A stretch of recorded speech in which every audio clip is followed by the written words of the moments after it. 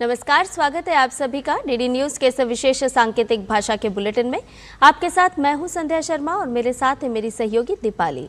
आइए बुलेटिन की शुरुआत कर लेते हैं हेडलाइंस के साथ। 16वां भारत EU शिखर सम्मेलन आज। प्रधानमंत्री नरेंद्र मोदी और यूरोपीय संघ के नेतृत्व की नई दिल्ली में होगी बैठक। भारत EU मुक्त व्यापार समझौते पर बातचीत पूरी। भारत EU व्यापार और निवेश को मिलेगी नई रफ्तार।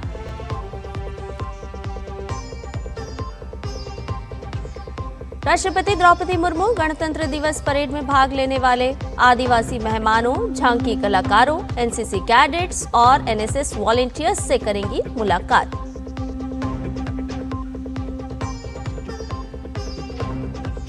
आगामी बजट सत्र से पहले सरकार ने बुलाई सर्वदलीय बैठक। संसदीय कार्य मंत्री किरण रिजिजू संसद में राजनीतिक दलों के फ्लोर लीडर्स के साथ करेंगे बैठक।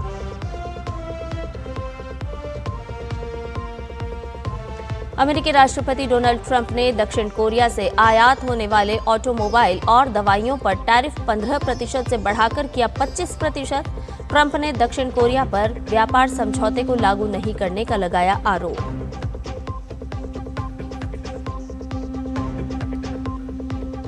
विमेंस प्रीमियर लीग में मुंबई इंडियंस ने रॉयल चैलेंजर्स बेंगलुरु को दी मात। मैट सीवरब्रंट ने लगाया WPL के इतिहास का पहला शतक।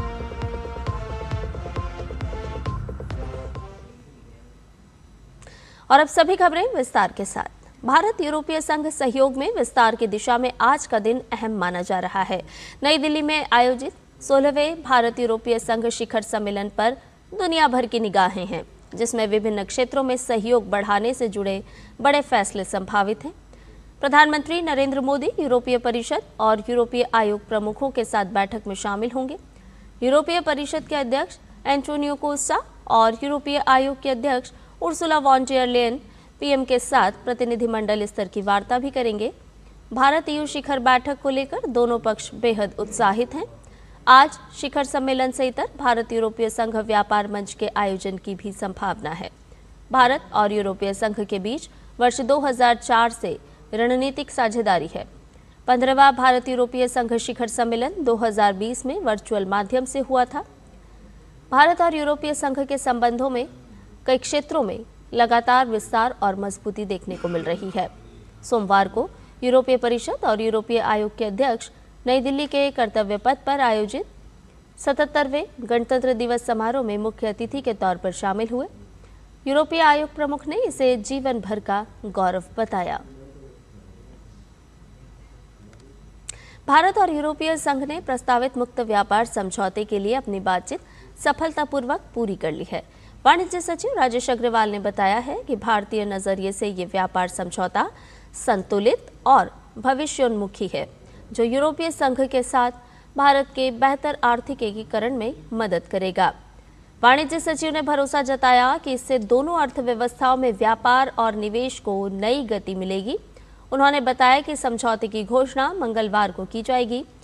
समझौते के लिए यूरोपीय संसद की मंजूरी अनिवार्य है, जबकि भारत में केवल केंद्रीय मंत्रिमंडल की सहमति की आवश्यकता होती है। ये समझौता 18 साल की लंबी बातचीत के बाद पूरा हुआ है। वार्ता वर्ष 2007 में शुरू हुई थी।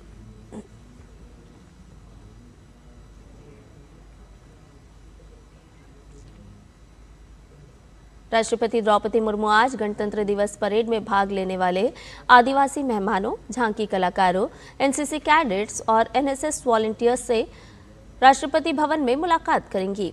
ये मुलाकात देश की सांस्कृतिक विविधता को बढ़ावा देने और जनजातीय समुदायों की कला और परंपराओं को सम्मानित करने के उनके निरंतर प्रयासों का हिस्सा है। 77वें गणतंत्र दिवस पर नई दिल्ली स्थित राष्ट्रपति भवन में एट होम रिसेप्शन का आयोजन किया गया। इस अवसर पर राष्ट्रपति द्रौपदी मुर्मू ने सम्मानित अतिथियों की मेजबानी की।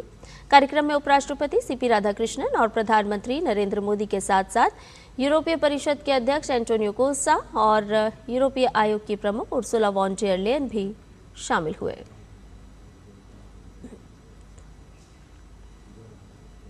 संसद के आगामी बजट सत्र की शुरुआत से पहले आज सरकार ने सर्वदलीय बैठक बुलाई है। संसद का बजट सत्र 28 जनवरी से शुरू होगा और केंद्रीय बजट 1 फरवरी यानी कि रविवार के दिन पेश किया जाएगा। वित्त मंत्री निर्मला सीतारमण आर्थिक सर्वेक्षण और आम बजट पेश करेंगी। बजट सत्र की शुरुआत दोनों सदनों की संयुक्त बैठक में राष्ट्रपति द्रौपदी मुर्मू के अभिभाषण से होगी। 2 अप्रैल तक चलने वाले बजट सत्र का पहला चरण कल से 13 फरवरी तक होगा। वहीं दूसरा चरण 9 मार्च से 2 अप्रैल तक चलेगा। बजट सत्र में कुल 30 बैठकें होंगी।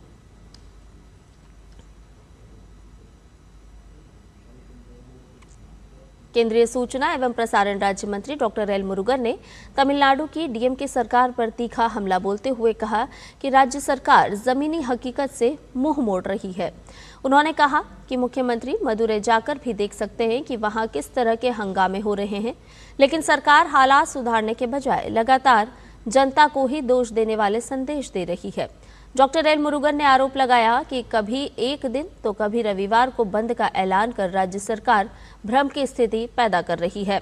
उन्होंने ये भी कहा है कि पिछले हफ्ते अदालत ने भाजपा आईटी सेल अध्यक्ष अमित मालवीय को स्पष्ट रूप से क्लीन चिट दे दी है। इसके बावजूद डीएमके सरकार झूठा प्रचार कर रही है। उन्होंने आगे कहा कि तमिलनाडु की जनता समझदार है और अब वो विकास चाहती है। जनता प्रधानमंत्री नरेंद्र मोदी के नेतृत्व में डबल इंजन की एनडीए सरकार चाहती है। डॉक्टर एल मुरुगन ने आगे कहा और दावा किया कि 2026 के विधानसभा चुनाव में राज्य की जनता डीएमके सरकार को सत्ता से बाहर करेगी। अंतर्राष्ट्रीय खबरों में अमेरिकी राष्ट्रपति डोनाल्ड ट्रंप ने दक्षिण कोरिया से आयात होने वाले ऑटो, लकड़ी और दवाइयों पर टैरिफ 15% से बढ़ाकर 25% कर दिया है।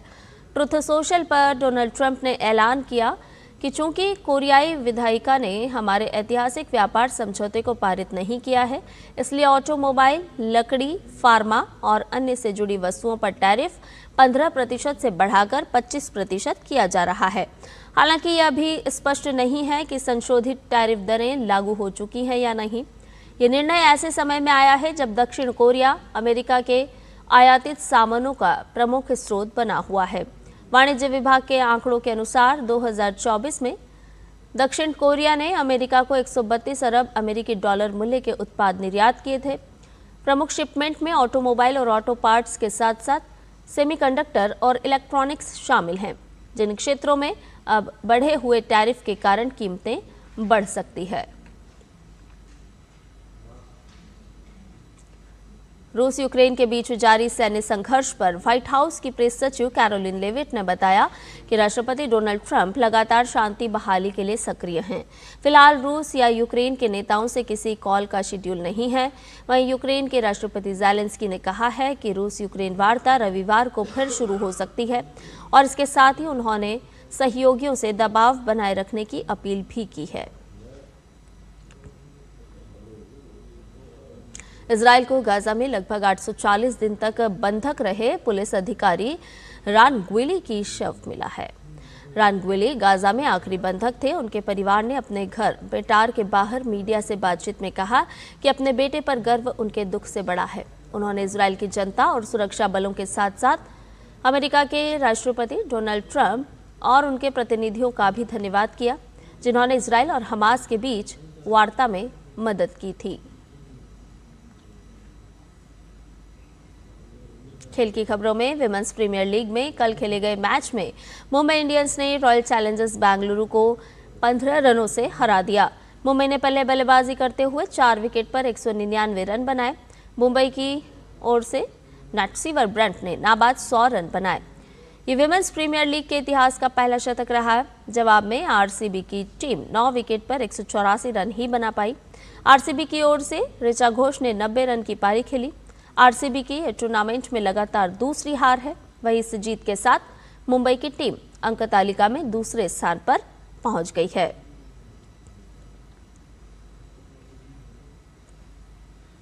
खेलो इंडिया विंटर गेम्स में हरियाणा की टीम ओवरऑल चैंपियन रही है। हरियाणा के लिए उनके फिगर और आइस स्केटर्स ने 4 स्वर्ण पदक जीते। लद्दाख की टीम दूसरे और महाराष्ट्र की टीम तीसरे स्थान पर रही। वहीं खेलों के आखिरी दिन सोमवार को आर्मी की टीम ने आइस हॉकी का स्वर्ण पदक जीतने में कामयाबी हासिल की। आर्मी की टीम ने फाइनल में चंडीगढ़ को 3-2 से मात देकर आइस हॉकी का स्वर्ण पदक अपने नाम किया।